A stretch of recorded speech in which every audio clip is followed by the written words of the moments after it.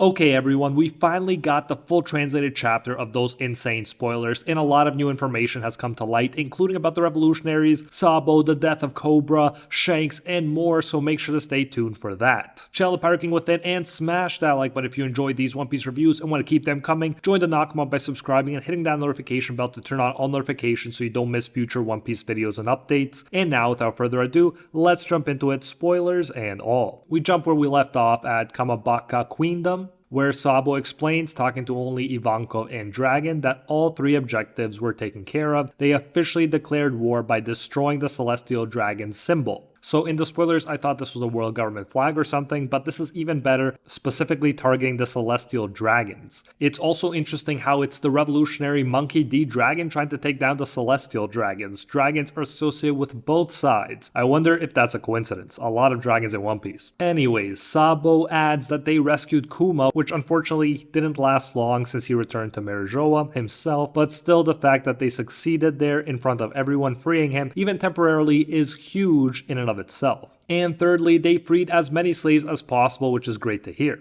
They even managed to find and destroy the Holy Land's food reserves, which, as I mentioned in the spoiler video, is great to see. Love how they employ strategic warfare like this rather than just trying to overpower the world government physically. And with the good comes the other side too. Now they got the world's attention, and so the Navy ended up sending in the big guns. Dragon mentions that they've triggered uprisings in 12 nations where they held influence, and 8 were successful, and Ivankov mentions that one of those vanished, namely Lulusia. Good to know there are nations that successfully rebelled and didn't vanish though. I wonder if Imu thinks that would be too much, but still wonder why the others weren't erased so far. Although the headline censored everything, we're told the 7 other nations have all declared their intent to no longer pay the Celestial tribute or comply with the exploitative exporting of their resources. Oda is really digging into politics here, and I'm loving it. Ivankov even says that the Revolutionary Army is attacking world government supply carriers all over the world to stop resources reaching Merijoa. And wow, the Revolutionary Army is finally in action, and in a big way. This one line by Ivankov is great too. Ivankov says, "They say the Holy Land's high up location makes it an impenetrable fortress, but we'll see how they like living under siege. They'll finally get a taste of what it is to live in poverty and go hungry," end quote. And that line hits different. I think we'd all like a reality check for people like St. Charlos, who feel so entitled and whose privileges bring suffering upon others. Ivankov wants to give them a taste of their own medicine,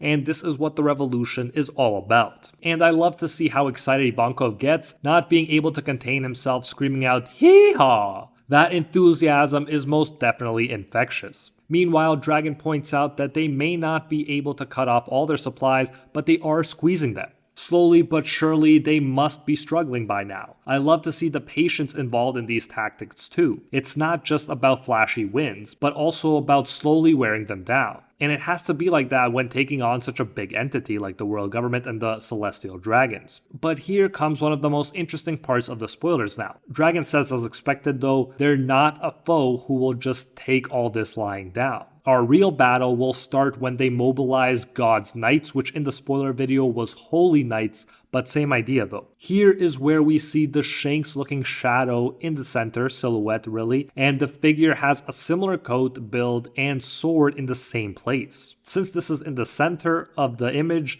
this is probably not a coincidence. Although a lot of people in the comments don't believe this is Shanks, a lot mentioned it could be a clone or a relative, even twin brother. I've even heard theories that these knights could be clones of the strongest fighters in history, which would make them too overpowered probably to even exist, but a hype theory nonetheless. People have also noticed that when Shanks supposedly met the 5 elders, they never showed his scar or missing arm, leading some to assume that this was the Holy Knight in question and not Shanks. Very interesting stuff indeed, and can't wait to learn more about this hype new group. In all honesty, aside from Garp, the Marines have been looking pretty weak recently.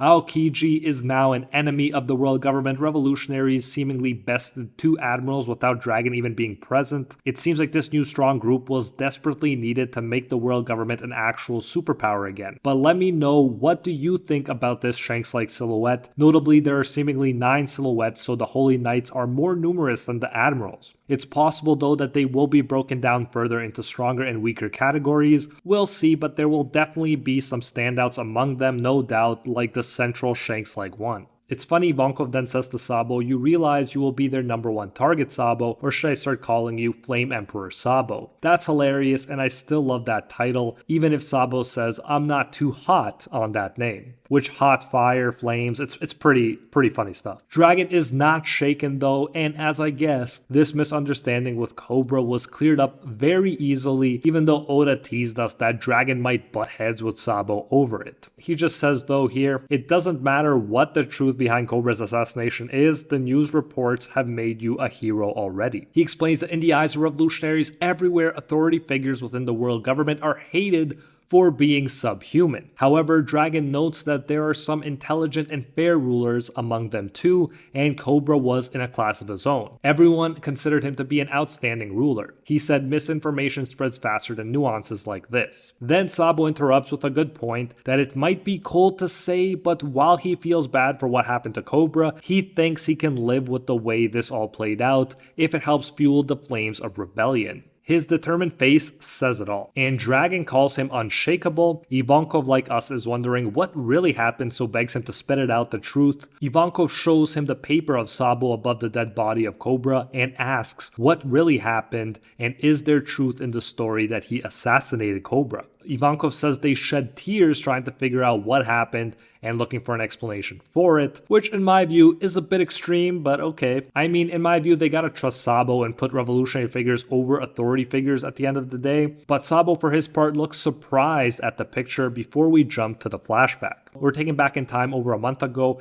at the home of the gods in the Holy Land of Merijoa, where the revolutionaries are attacking the so-called Land of the Gods, which in itself is quite an act. Just the idea of so-called gods being attacked by mortals is a thought-provoking idea and a powerful image. The celestial dragons are shocked that they attacked their beloved symbol, and now they're taking away their exquisite food. You get crazy remarks from celestial dragons like the following: "Does the jealousy of these vermin know no bounds?" The figure says he doesn't even want to keep their heads after they're disposed of. You see a celestial dragon riding on the back of a former crying pirate too. And just as the celestial dragon is about to walk and fire the pirate by shooting him, the pirate slave is rescued by Karasu, one of the commanders of the revolutionaries. The cool crow aesthetic guy. Karasu takes the celestial dragon's gun and asks, "Who do you think you are?"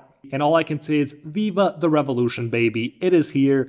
Love to see them finally taking action against all of these injustices. The celestial dragons thought they were untouchable for way too long, so it's good to see the revolutionaries finally act and burst their bubble. Karasu is blasted by firearms, but it doesn't really matter because as we find out, he ate the suit fruit, a seeming logia that allows him to be unhurt by bullets. And so it seems his crows are just soot he is shaping in that form. And soot is a black substance formed by combustion and associated with smoke, fitting for the revolutionary army, which is constantly spoken of in terms of fire, and Karasu's soot is produced metaphorically by the flames of revolution. So it's something that accompanies these flames. Meanwhile, we see Cool Cat Revolutionary Commander Lindbergh and Admiral Fujitora. Karasu goes to attack Fujitora while Morley stabs Admiral Greenbull through the hand. It must be said though, he looks pretty unhurt, but he is angry. Morley is calling him a boy who likes to play rough, which is hilarious, while Admiral Greenbull angrily says Morley is the one who is destroying the city. But the Celestial Dragons are angry at the Admiral too,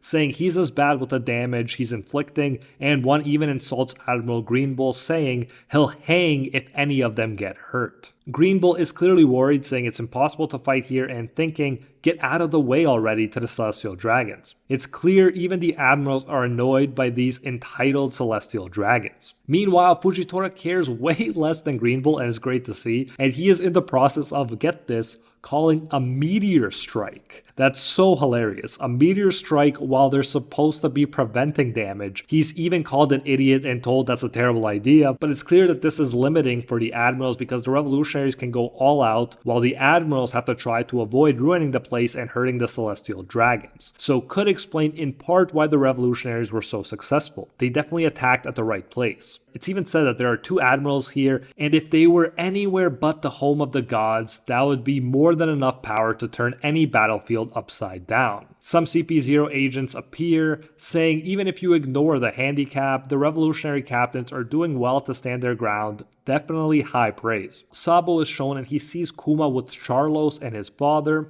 Charlos also hasn't given up on getting Shirahoshi and making her his pet. Sabo assures Morley that they won't let them get away with it. We even see Bonnie running after her father Kuma in the flashback. Then we get Vivi watched by Lucci, and she asks for Garp instead, and I don't blame her. He's more trustworthy and definitely more powerful. She thinks it's a joke that Lucci is watching her because they didn't protect Shirahoshi. Then we see King Cobra and he's about to see the Gorosei, but it's said only he can enter. So obviously it's looking like the Gorosei are going to kill this one good ruler, and honestly I can see why. He's a threat to them because he'd be the first to flip sides and set a bad example in their view for other good rulers, or at least not evil rulers. The naive Cobra tells Palanchaka that this won't take long and to go out to look for Vivi. He says she's always been a mischievous one, so they can't let her out of their sight, which is some good intuition. Someone should definitely be watching Vivi right now. The narrator says, what's the purpose of this meeting? And obviously it appears to be the murder of Cobra,